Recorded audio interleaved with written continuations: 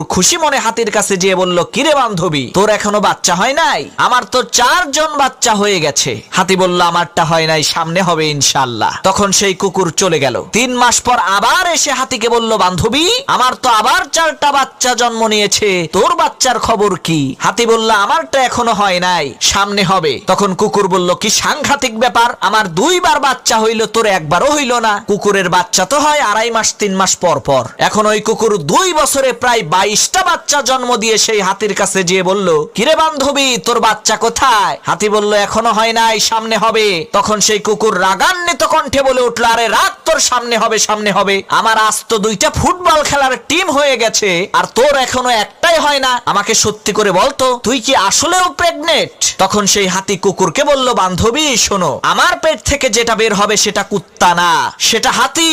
সে যখন দুনিয়াতে ভূমিষ্ঠ হবে তখন এই পৃথিবীর হাওয়া বাতাস সবকিছু তাকে অনুভব করবে। সে যখন বনের মধ্য দিয়ে হেঁটে যাবে, বন থরথর করে কেঁপে উঠবে। সে যখন রাস্তা পার হবে, রাস্তার যানবাহন সব থেমে যাবে।